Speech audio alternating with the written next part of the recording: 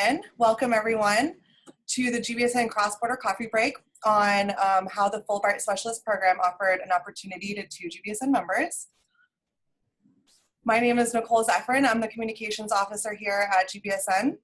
And I'm joined today with Bryan Andriano, who is the Executive Director of Global and Experiential Education at the George Washington School of Business here in Washington, D.C., and Stephen Paterson, who is the Dean of the International College at National University of Management and the co-founder of the Mekong Business Challenge in Phnom Penh, Cambodia.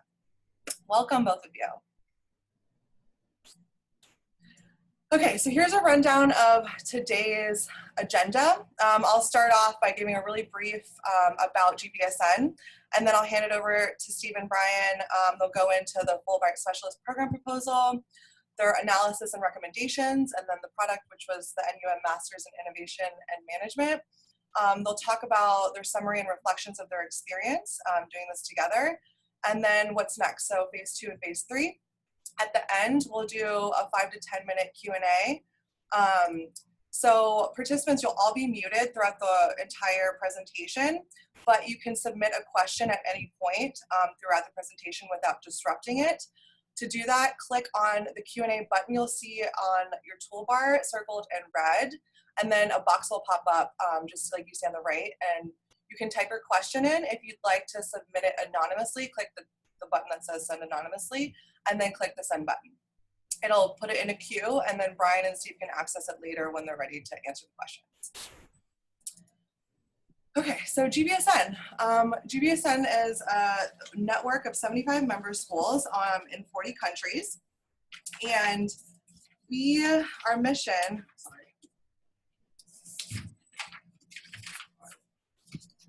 Our mission is to improve access to quality, locally relevant management education for the developing world. And we do this through 3 different ways. We foster a network of our business schools. We collaborate them, we foster partnerships just like this one.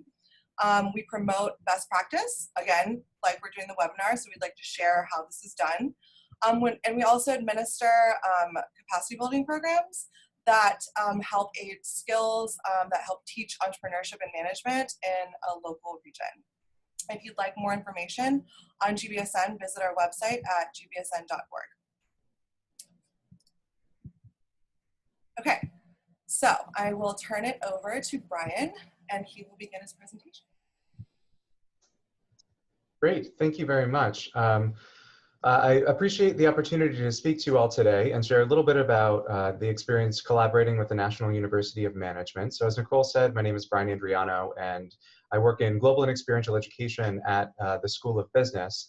GW has had an opportunity to collaborate with the National University of Management in Cambodia in a number of capacities over the years on curriculum and strategy. And so I'm happy to join a few of my peers who have had similar opportunities engaging directly with Steve and with some peers at his institution.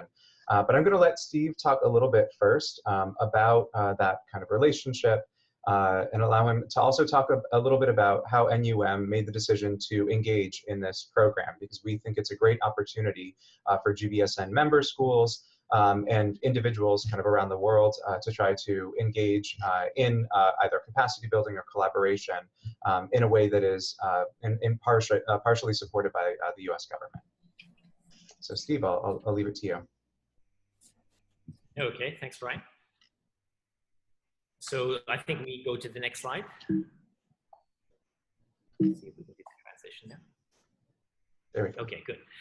So yeah, so basically just to talk about how we came to this point. So actually it was in 2016 that the National University of Management in Phnom Penh joined GBSN. And I should also point out that that was actually also through the Fulbright Senior Specialist Program, because in 2015 we had Professor Christy Robbie from Berkeley, who did a Fulbright Senior Specialist, who then recommended us to the GBSN network. So actually that's how we became involved with GBSN. And then later in 2016, I think is when we met Brian, which was when we hosted the Experiential Learning Summit here in Phnom Penh for GBSN in the summer of 2016. And so we met in Phnom Penh, and then of course last year you guys hosted in DC in November the GBSN conference. So again, we touched base last November and talked about setting up this Senior Specialist Fulbright to bring you basically here to work with us to help develop basically a new master's program.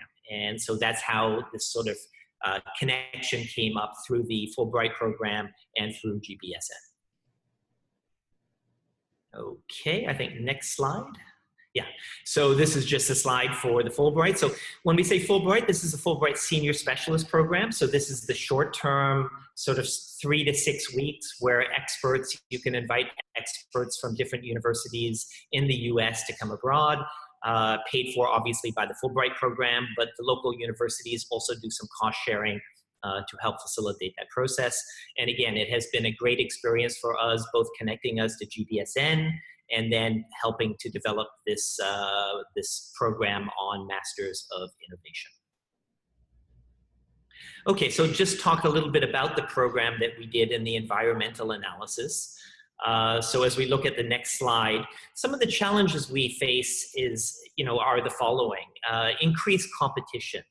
I think people are surprised to learn that there are more than 100 universities in Cambodia, and many of those have business programs. Many of them offer MBAs. So there is tremendous competition, which of course is also leading to declining enrollment. But also interestingly, a lot of companies are starting their own universities. So most recently, one of the major banks last year formed their own university to focus on banking and finance degrees at the bachelor level, and I believe they're also going to be focusing on MBA. So what we're finding is competition is coming from everywhere. Competition is not just from traditional universities, but now we have to worry about companies creating their own academic programs, and in some cases, full universities. So basically our thought process is now that we should engage with corporations in the private sector, because if we do not, and they feel that their needs are not being met, then perhaps they're just going to launch their own programs. So we have to be proactive now in sort of reaching out to companies to work with them, to collaborate with them, to embed them in certain cases in our master degree programs. And of course, we also thought about innovation. You know, everyone is doing MBA. Not many people are focusing on innovation at the graduate level, but when I talk to social enterprises, NGOs, corporations, even government, everyone is talking now about innovation. So we thought this would be really cool to put together a master's program focusing on innovation that would be useful to people in all different parts of the economy. Opportunities of National University of Management. We're very lucky about our location. We're located in the heart of Phnom Penh, I would say in the financial district of Phnom Penh. Also next to the US Embassy, I guess, which also helps with Fulbright programs. We are a government or a state public institution, so that helps in terms of our reputation. It provides some accreditation status from the Ministry of Education. And of course, the program that we're focusing on, innovation, gives us that differentiation. And the way we're structuring the program is also a source of differentiation. Some of the desired outcomes, memorable education moments. I think it's very important that we create learning moments that students will remember as part of their education experience. I think we all, when we reflect back at our days in college, certain programs, certain people stand out, certain events stand out. So we thought that this should be something that we build into the master's program in innovation to create certain moments with the right individuals so that students walk away from the program and years later remember some of the activities and the learning, the experiential learning activities that they did during the program. Obviously, we have to make sure that the graduates are market ready. We have to engage with the private sector and make sure that their needs are also met in the program. Great, so thanks for that overview. And so now we're going to shift to talk a little bit about some of the work that I did and the recommendations that I made, kind of given the context that Steve just laid out. So ultimately, we kind of came to a consensus around the idea that a master's degree in management and innovation made the most sense. And the reason for that was that obviously Steve talked a little bit about the opportunities to engage the location, not just physically in the city, because of course, you know, it's in an ideal spot, but also the organizations that surround the university, both governmental, non-governmental, and corporate. The idea was that a master's in management also speaks to, you know, topics that are really critically important to employers in Cambodia and in the region right now. There's a lot of interest in innovation in the sense of entrepreneurship, but kind of a budding interest in entrepreneurship as well. So the opportunity to bring new thoughts, new ideas, and innovation into an existing organization. There was a focus too to say, you know, let's look at what's current and most impactful in educational research and in practice around the world. And so it was, we've designed a program that includes a lot of that current instructional methodology. And broadly, this program sets a standard for really activating the full ecosystem. So finding ways to engage current students, current faculty, academic leadership at the school, as well as alumni, kind of corporate partnerships and governmental relationships. So in creating this program, we've given some thought to exactly why innovation might be important just for an individual and an organization, because clearly we're trying to prepare graduates who would slide into those organizations at the conclusion of the degree. So, you know, clearly just to make sure we're all on the same page, innovation is something that gives organizations an edge, you know, in a rapidly changing environment like Cambodia. You know, thinking critically about innovation allows an organization to better understand its customer, and also allows kind of avenues or pathways to better meet their needs. It also allows them to maximize kind of the great ideas that they may already have that kind of may be suppressed or sequestered because they're not invited. And so development of original ideas can help to be a differentiator for those organizations as well. But most importantly, because we're in the human capital business, you know, innovation helps organizations just leverage existing human capital in their organizations, or invite or attract that capital to their organization. So the idea being that great ideas can come from anywhere, right? So in creating a master's program that may be even post-experience, you know, individuals who are entering that program may still be mid-level, right? And, you know, some very hierarchical organizations may kind of dismiss ideas that are coming from that level. Kind of focusing on innovation allows you to kind of open up and explore those ideas, you know, from any level in the organization. And the result is that saves time, and it's incredibly efficient financially. Because it allows you to kind of lead with the best ideas, no matter where they're coming from. So to do some benchmarking, you know, I'll admit we did a lot of borrowing from great institutions around the world. You know, this is not the first master's program in innovation and management, and this is just a slide to honor some of the institutions that we helped to benchmark against in the development of this program, and also to call out to say that these are organizations that are doing really great work and being incredibly innovative. And you can see there's global representation on this slide. You know, we have the Middle East, other institutions in Southeast Asia, in Europe, in North America, in Sub-Saharan Africa. So this is really an idea that's taking hold, and so I think is something to also take note, you know, as you look at your own institutions and your own curricular offerings. And so, you know, like I said, this really resulted in the creation of a master's program that we were expecting to be post-experience at NUM.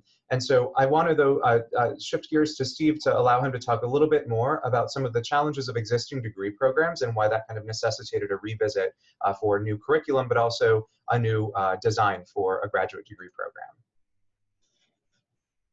Okay, so some of the challenges that we faced with our current English-based MBA program is the 5-day schedule. So basically students were studying every night from say 5:30 to 8:30 p.m. Monday to Friday. And so we found that students with their working, so it was basically an executive program. So they're working during the day, they're studying every night in traditional classes. So basically it was too much for a lot of them to handle. There was also a thesis requirement. Unlike MBA programs in the US, there is still a tendency sometimes over here to require a thesis. And so a lot of them would finish also the coursework, but they would get bogged down on the academic thesis, which again is not really necessary for a professional program like an MBA. So this was, so we were facing complaints from students, also perhaps from the company side. And so this is why we decided to radically rethink. We talked both to students and to companies to try to develop something that met both their needs. And what we found is that students said, okay, we can study like maybe 2 nights a week in a traditional setting. So then we started to rethink the whole thing. Like, how can we do more experience-based projects, action learning? So we basically started to challenge the way we taught the course. And even on the traditional class hour time, we're thinking of, again, how do we make that more engaging? How do we make that more interesting? I think the next slide. Yeah. Okay. So again, basically the idea was to adjust the program structure, but challenge everything, like sort of question the assumptions of why do we do it the way we do it in terms of the number of hours, in terms of the classroom experience, in terms of the thesis. And so the idea was to, again, replace the thesis with more project-based work that we'll talk about later in this presentation. Work closely with industry partners to bring them actually into the program. So it was sort of a heavy sort of engagement with the corporate sector, and to try a lot of new learning methodology and experimentation in the program, because after all, this is a program on innovation. Okay, so again, this is sort of just repeats what I sort of mentioned about the problem with our existing program. The complications also on family life, because some of our students are also married, so they have to deal with family, they have to deal with work during the day, and then going, studying every night was just too much. So again, the idea of just trying to restructure and rethink everything. And so we came with this idea of maybe 2 formal classes in 1 week, and then using some, having everyone do some online learning component, and then do more the innovation seminars, the action learning, the project-based learning as part of a new model. Again, here is the comparison. So Bryan basically did this between sort of the light engagement versus heavy engagement. I think we're much more interested on the heavy engagement, which is, traditionally companies have just been, talked to in terms of jobs and internships. We actually want to bring, we want to basically embed the corporation into the program. So, and in some ways we will be using the logos or partnering with companies and having the branding with us on the program, because we think that that's attractive.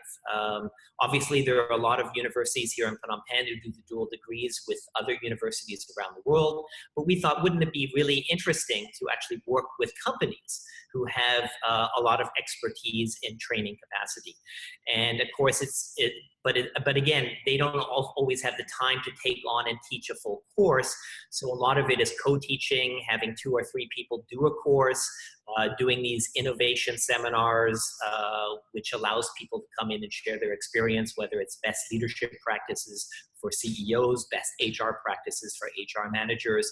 So to create a really innovative structure, which creates a lot of positive learning moments for students in the program. Great. So to make that a little more, concrete, I'm going to walk through the different learning models that we've employed for the degree program. So like Steve said, the idea was to find a way to kind of maximize engagement with corporations and maximize the instruction of kind of useful information that can be directly applied. So really embracing the tenets of experiential learning. So we decided, for ease, and for student interest, to utilize MOOCs, so massively open online courses. We constructed innovation sprints, which is something that happens at organizations like Google, and then develop a series that we called iSeminars, so innovation seminars, bringing expertise into the classroom. So I'll walk through those really briefly for you. So hopefully everyone is familiar with massively open online courses. They are incredibly useful for kind of lifelong learning or learning that's concurrent with a degree program or before a degree program to try to bone up on kind of new ideas or to stay current, or just to explore knowledge. But more and more universities are looking at MOOCs as a way to either kind of satisfy requirements, get students on a level playing field, or in the case of the MicroMasters programs at MIT, to actually find a way to reduce the burden of the courses that students have to take on your campus. So for those of you who aren't familiar with the MicroMasters program, students in the supply chain management degree are only taking one semester of coursework at MIT, and that degree concludes in a master's. So the idea is people can kind of distribute their learning outside and away from Cambridge, and really come together for what the differentiating kind of core content is that MIT can provide expertise in. So with that inspiration and the reality that there are a tremendous amount of really high quality MOOCs, we started asking ourselves, how we might be able to kind of take advantage of that opportunity and provide that opportunity to students. Certainly the cost is a huge benefit. These are sometimes zero or very, very low cost to complete. And that was an important consideration, particularly since the cost of tuition is quite low in Cambodia. And so some of the benefits for the National University of Management that I outlined is that this allows for specialization without the burden of staffing. So, although, we're hoping that this program will grow and will become, keystone to NUM, at present, the hope was to make sure that it could feel like a cohort and students could really get to know each other. And yet, the hope was to recruit students who might want to be entrepreneurs and start their own businesses, or focus on entrepreneurship in maybe a larger organization, or just better understand innovation for the purpose of leadership.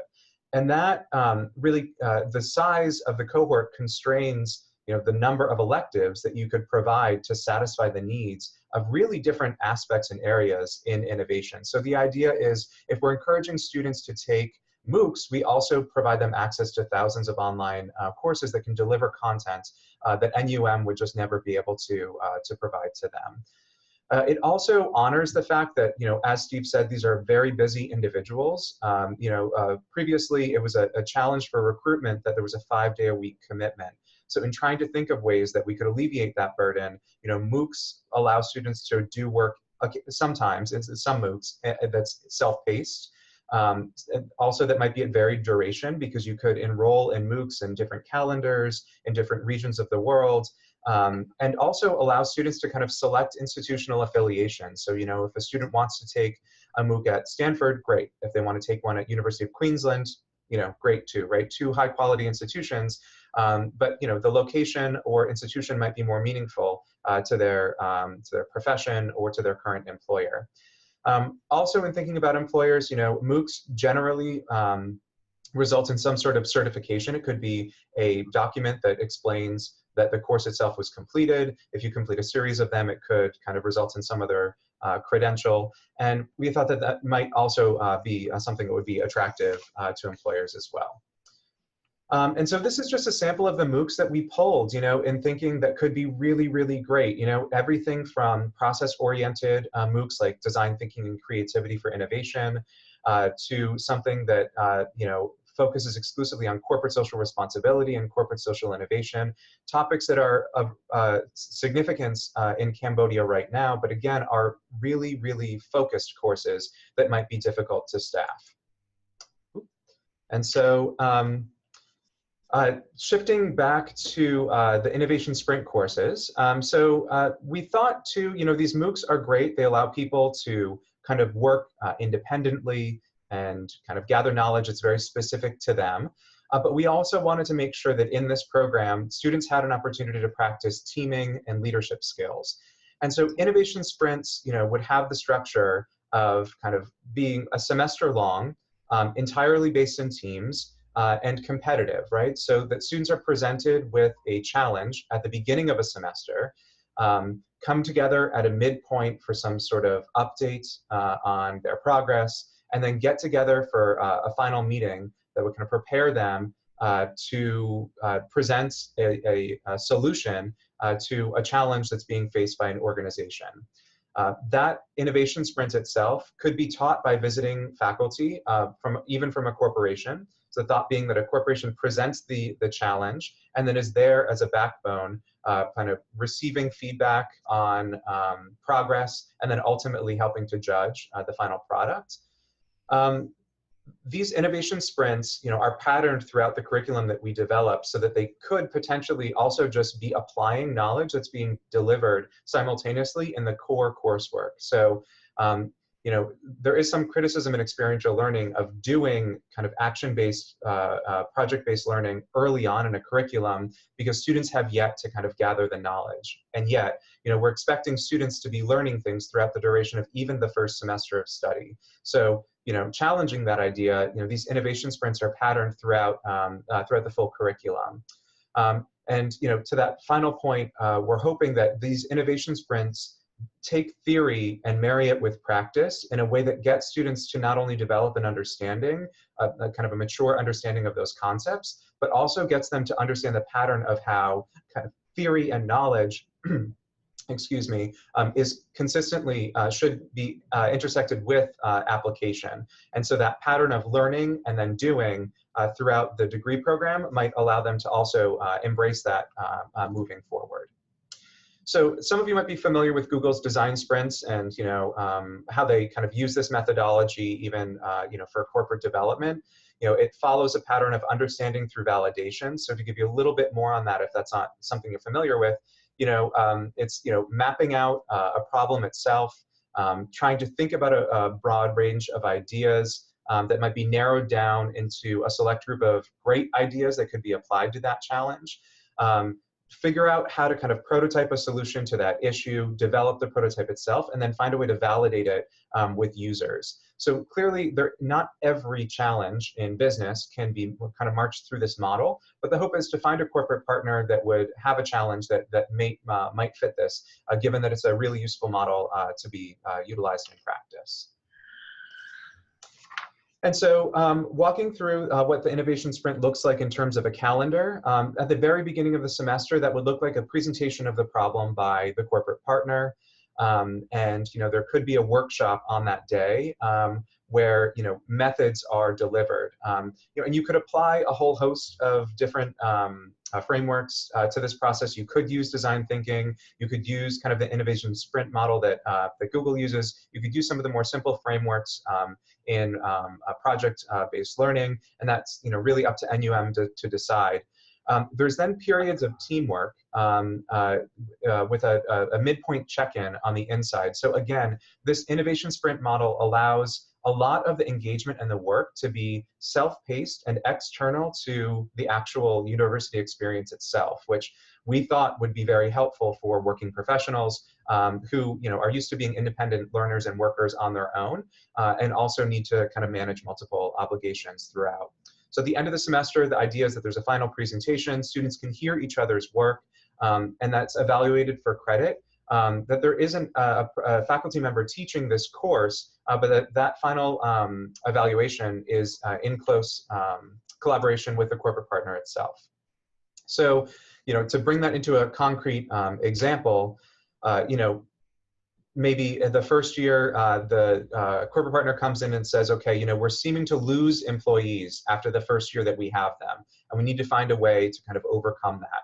The team gets together and says, okay, how do we understand that challenge? How do we sketch a solution? How do we decide what solution to move forward with? At the midpoint, there's conversations in real time in kind of a summit style with faculty, maybe with other folks in industry, and certainly with the corporate partner.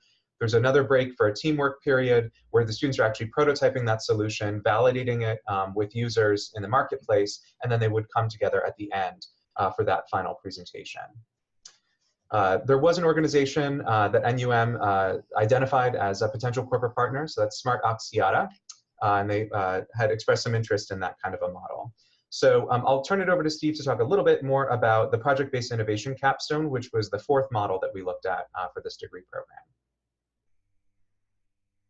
Okay, so yeah, so the project-based innovation capstone was basically what we came up with to replace the traditional thesis. So again, Prior to this, in our traditional MBA, we would have had a thesis, and we would have assigned a pretty heavy weight for that.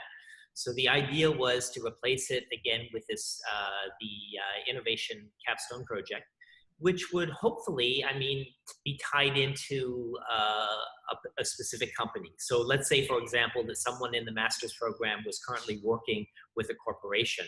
Ideally, this capstone project could actually tie into some work that they are doing with the company. So it's an individual project. It's not a team-based project.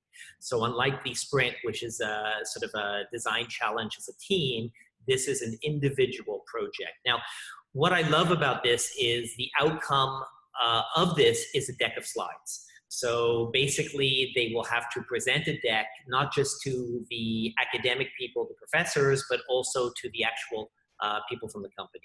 So again, they're working on a real life project tied into a specific company, and then that company will help evaluate the outcome of that. It's done as a deck of slides because in business, that's how you make presentations. That's how you, you know, no one is writing, you know, a 70-page essay thesis, right? Everyone is presenting their ideas in form of usually PowerPoint. And so we thought that we should sort of model and follow the private sector and do it this way.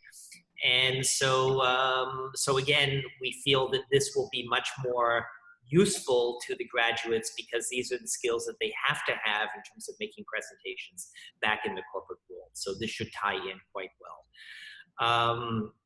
Again, it also connects the interests, so they're working on something that is important to them, and hopefully it engages their company. So if the project actually has value to the company that employs them, hopefully then the company will give that employee some time during their regular work period to focus on this particular project. So again, we're using this to also connect and with the companies and to meet their needs, in addition to aligning the interests of the students who are already in the workforce. Again, the idea also of intrapreneurship, which was just mentioned in the last slide. So again, obviously entrepreneurship is part of this program, but we, you know, with companies, we want to say that, look, this innovation is going to help you, right? The whole concept of intrapreneurship, of bringing change into organizations. And so we hope that, again, this is one way to get corporations on board. In other aspects of the project-based capstone project are obviously the classroom learning.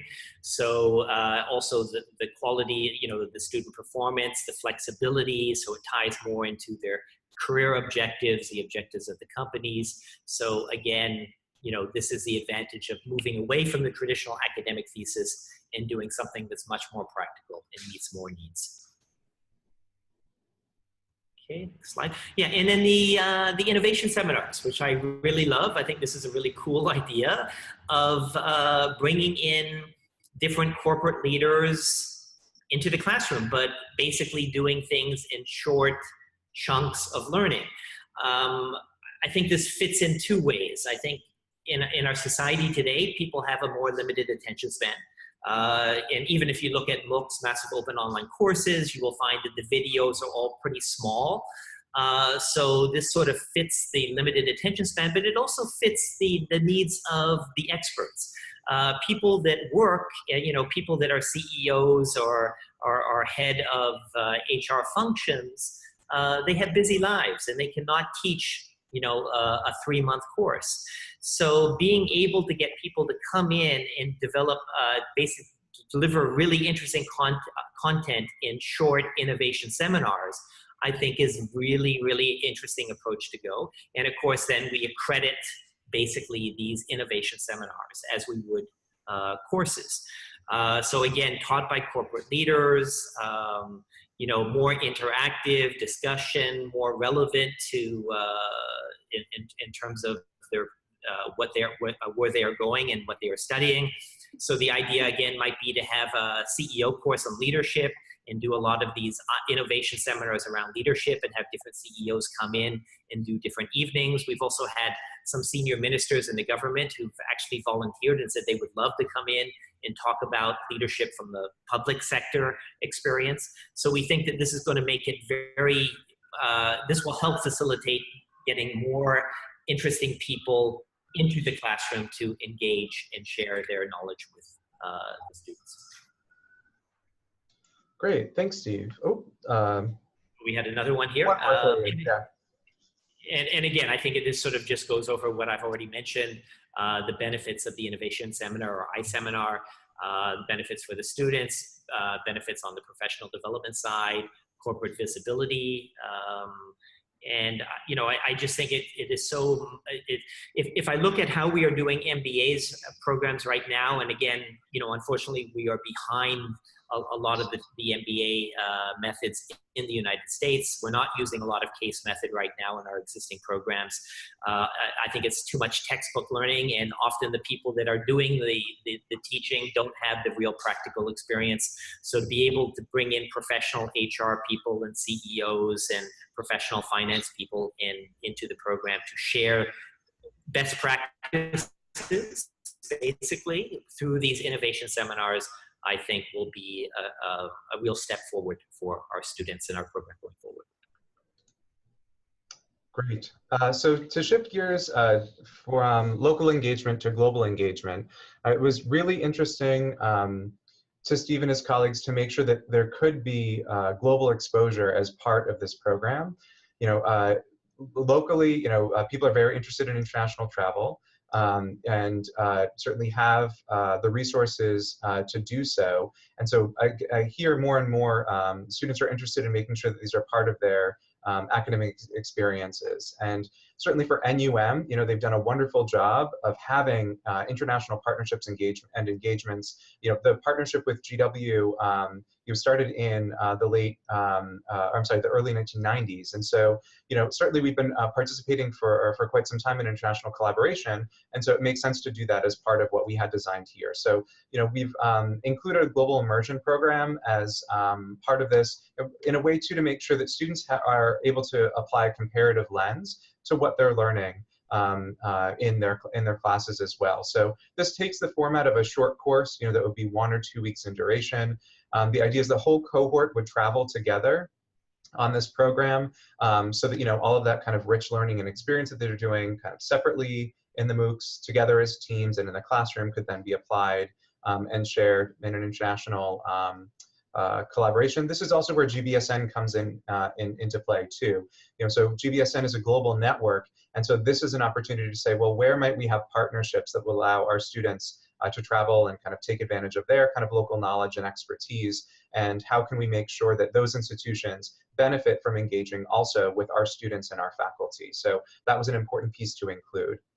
So, you know, we've given everything kind of piecemeal in this presentation, so I wanted to make sure that you could see, you know, what the proposed curriculum looks like as an outlay. So you can see that it's planned as a 4-semester program, but the idea is to have this rotational so students can get through it, you know, pretty quickly and that there aren't significant breaks on the in-between.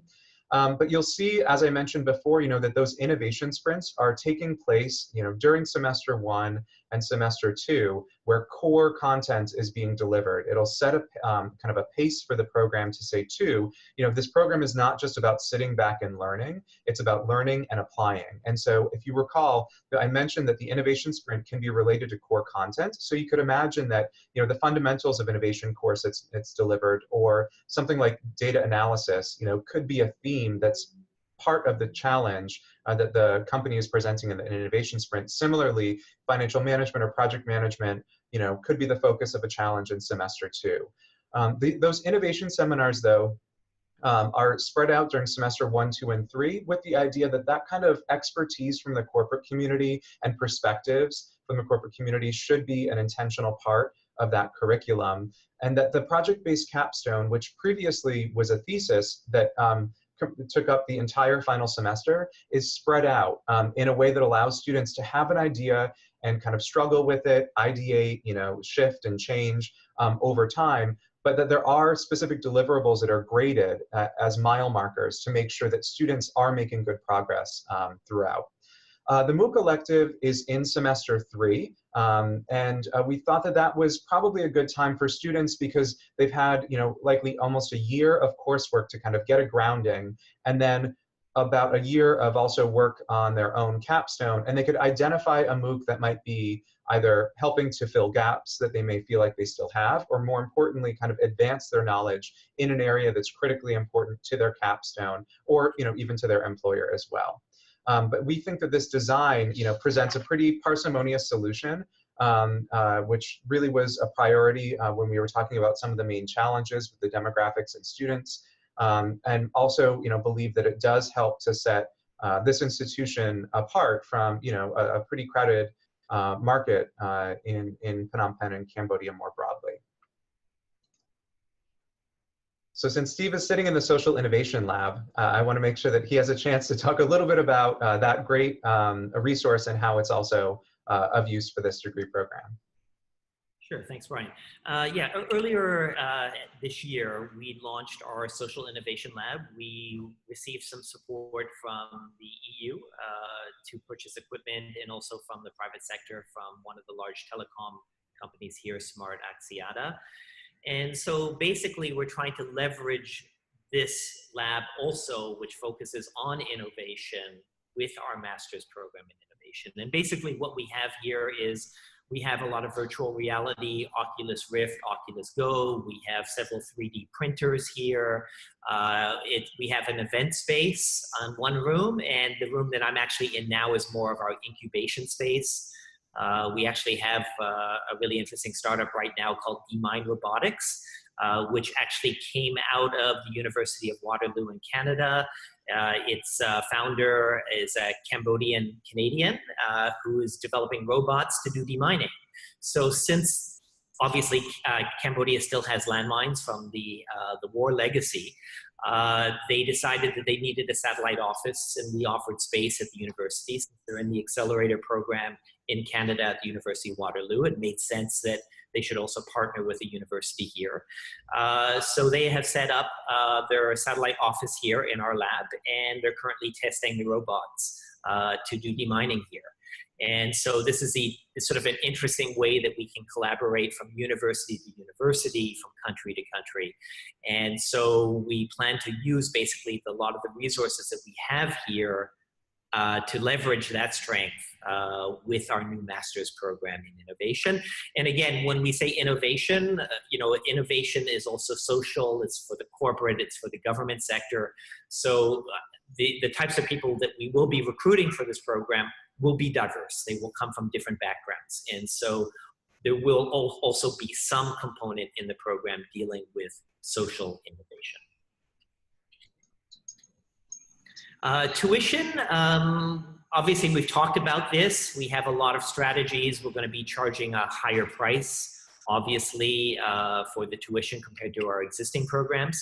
But we are also reaching out for support. I cannot mention who we are discussing with this right now, but it looks very optimistic that we will get financial support for this program, which will enable us to give scholarships. And that would be fantastic, because if we have money for scholarships, we will be able to select the best and the brightest from different sectors, again, to have that diversity without having to depend on just tuition.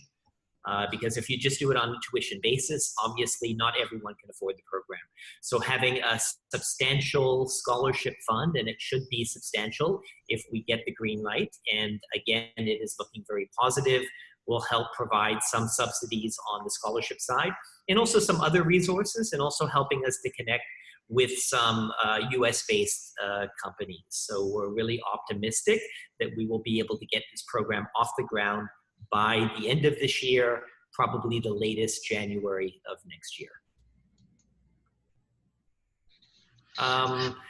Also, I think just on the previous slide, going back, there was something on travel. Obviously the global immersion aspect that Brian talked about is very important. But it's not just travel to the US. We do actually bring students previous years to visit companies and universities in the US, and we might do that with this program.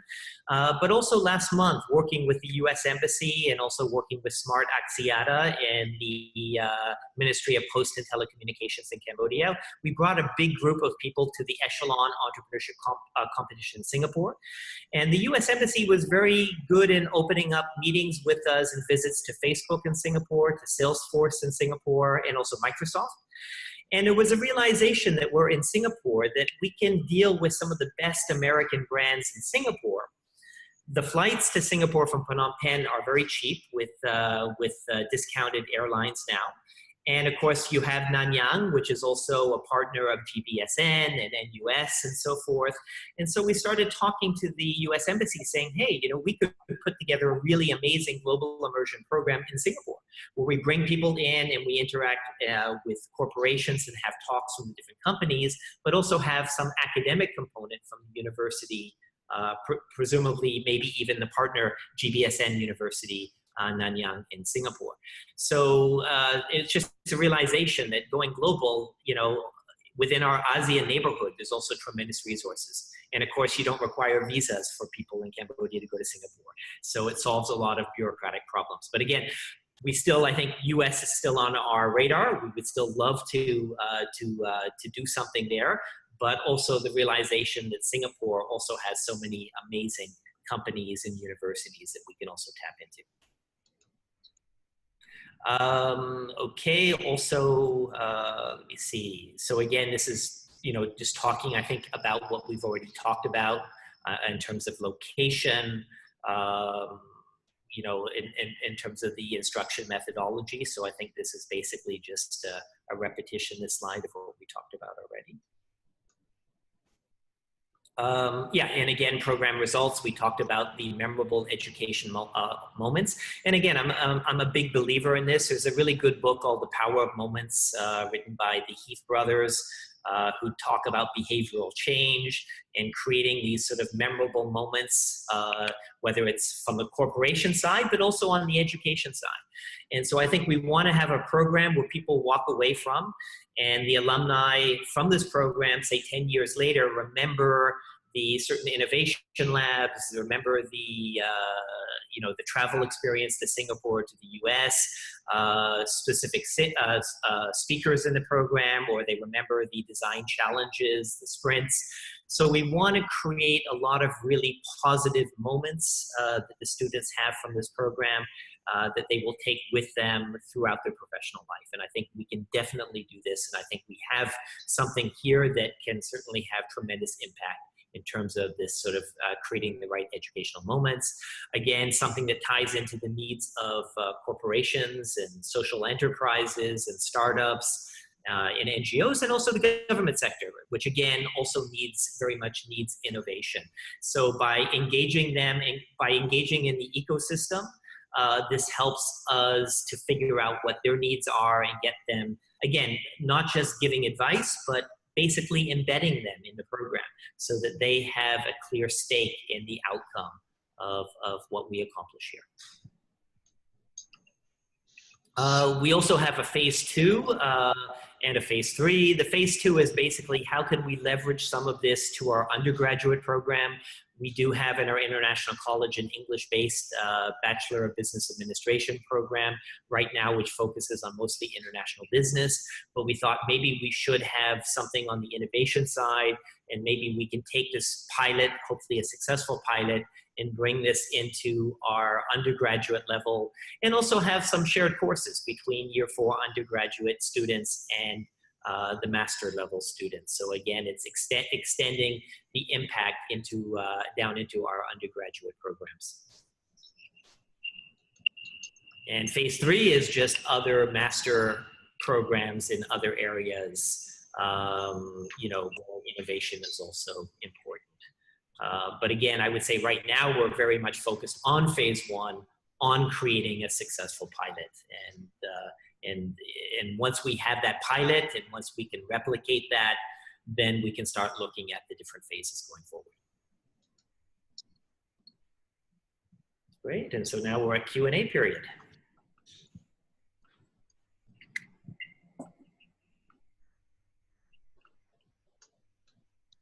Okay.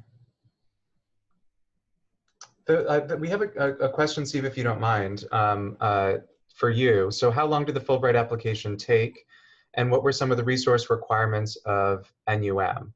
I think that might be helpful for those who are interested in, you know, in these kinds of opportunities, what that looked like.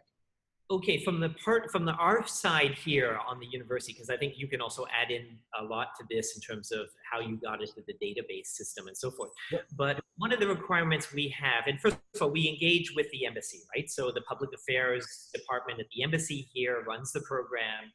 Generally, they want some cost share. So if you go to them as an institution in a developing country and say we want a Fulbright or a Fulbright Senior Specialist, they're usually looking for some commitment, some financial cost share. And what we did was basically we covered, as you know, Brian, we covered your accommodation here, right? So we had a service apartment / hotel that is in walking distance of our campus. So we made an arrangement with them. And so we covered the accommodation, and so that was the commitment that we had to have. From your side, of course, you have to make, and we actually made a direct request. So in this case, we said we wanted Bryan. This is the program, this is the individual, and then they communicate with Bryan, who then has to get into the system. The actual program, I think, is a minimum of 2 to 3 weeks, but it can extend to 6 weeks. And it can be focused on curriculum development. It can be focused on how to develop a strategy or a strategic plan for the university.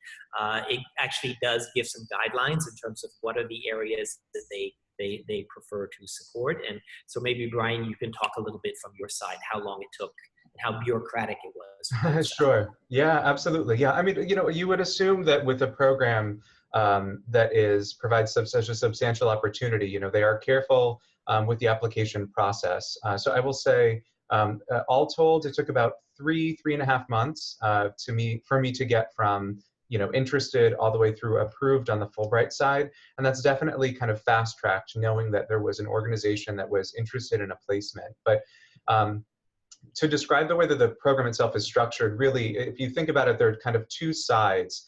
Normally in a Fulbright that's for scholarship or teaching, it's kind of one-sided, right? An individual kind of submits their application, which is a robust description of their academic credentials and their capabilities, and then they are placed.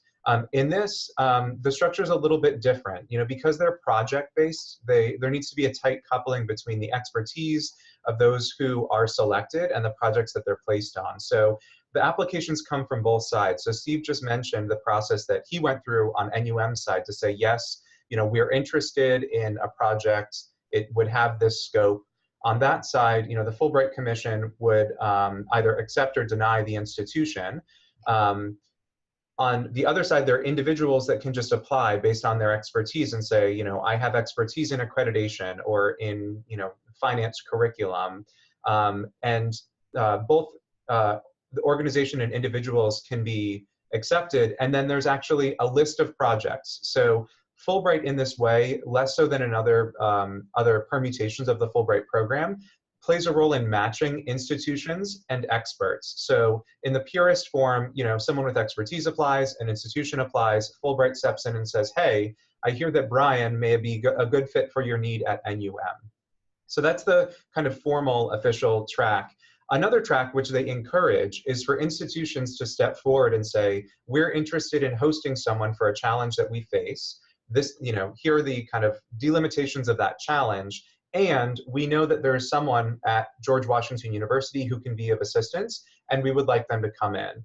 And so once you apply to the Fulbright Specialist Program and are accepted, you have access to their roster of projects for 3 full years. So let's say that, I didn't have the benefit of having Steve reach out to me directly. I could still express an interest and apply.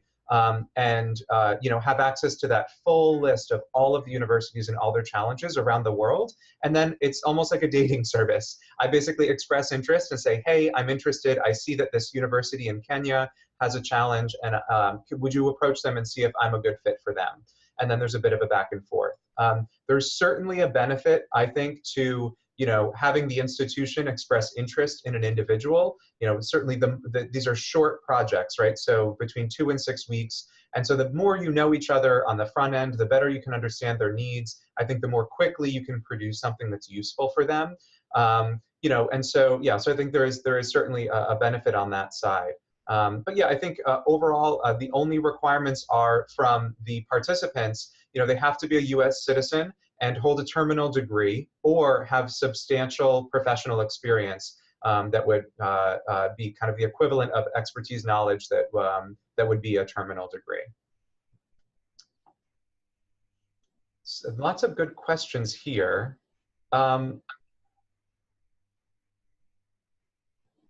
Let's see about, Steve, there's a question about the MOOCs and how you might have kind of mitigated requirements for educational regulations. So I know that was something we talked about at first, coming from the United States, where we have a highly regulated environment, not just by the government, but also by accrediting agencies. It may be difficult for us to find a way to kind of integrate MOOCs in the way that you have in the degree program at NUM. So is that something that you might be able to talk about a little bit more? Sure. I mean, first of all, we're only talking about basically one MOOC, right? So it's not, and I think the idea here is we want to promote lifelong learning. So the idea is by exposure to the MOOC, hopefully, if it's a positive experience, people will then continue that habit, right? As they go forward with their career of looking to what's available on Coursera, Udacity, and so forth. So that's sort of the habit that we're trying to develop. On the accreditation side, we're accredited by the Ministry of Education here that has an accreditation committee. So obviously our accreditation is different from the US, where you have much more rigorous standards, right? So therefore we have more flexibility. We basically have to adhere to a certain number of credits in our master's program. But how we assign those credits in terms of experience-based learning and projects, there is some flexibility, and that's what we're leveraging. So in some ways we can be more creative because we have that flexibility. And I understand that obviously with business school accreditations, and especially in North America and the US, there will be limits on what you can do and what you cannot do in terms of adding in something. So this is something that we feel that we can justify, right, to the ministry and to the national accreditation body here when they come to look at that. And again, it's only one. It's not like there are many books in the thing. And of course, in certain cases, we might actually want to, and we will approve the courses. So there are different types of books. There are different types of criteria for completing different books. So we can also obviously approve the ones that people want to take in their elective area. So it gives them that ability to pick a subject that is maybe important to them as an elective. But again, we will have the ultimate say in terms of whether we recognize the amount of rigor in a particular MOOC and whether we accept that into the program for accreditation or not. Great. I know we're heading towards our hour mark, but Nicole, do we have time for one more question? Yes, we have time for one more. Great. Well, there's another question, a couple here actually, Steve, about corporate relationships. And to what extent NUM had existing relationships or is relying on the development of new ones to sustain this program? Because obviously we've talked about wanting to make sure that the kind of corporate engagement is a strategic part of the way that we develop the program. So it's, I guess, a question about resources in terms of corporate relationships. Okay, so we do have a lot of partnerships. We've had a corporate advisory board before. We have a very good historic relationship with McKinsey & Company on our Mekong Challenge for the last 12 years in terms of mentoring with partners in the region. So we do have those corporate partnerships, but also we're working now more closely with the US Embassy to get introductions. And so, for example, on this trip to Singapore, they were the ones who opened the doors to Salesforce and to Microsoft and to Facebook in Singapore. And obviously they connect very well with American brands and American corporate brands who come to Cambodia. So engaging their help in developing those partnerships, at least on the American side. But again, we also have very good relationships with Japanese companies, Eurocham. So don't forget, we have all the chambers of commerce here in Cambodia. So the Europeans have Eurocham, there's the US, the Canada, the British. So we tap into those networks to get participation from key companies that we want to engage with in terms of the program. So networking is obviously a key skill. Thank you. So any questions that Bryan and Steve didn't answer, I will send to them and they'll write it up and we'll send around a document that details the question and answers. Along with the recording of this cross-border coffee break, it'll be posted to our YouTube channel. I'll be sent in a follow-up email. So I just wanted to tease really quick before we end, as a follow-up to today's conversation, we have an upcoming webinar on August 2nd at 9 a.m. Eastern Time with Christina Dan, who is the program officer of the Fulbright Specialist Program. She will be talking about the institutional benefits of the Fulbright Specialist Program. So she'll get into the program structure, application process, and of course the benefits of the institution. So if you want to learn more about that side, tune in, register. I'll send the link as well in the follow-up email. It's also free of charge. So yeah, I hope to see you guys there. Thank you so much, Bryan and Steve, for participating. This was really useful, and I'm sure a lot of people think the same. So we appreciate you sharing your experience. Thank you. It was a really amazing experience. Thank you very much.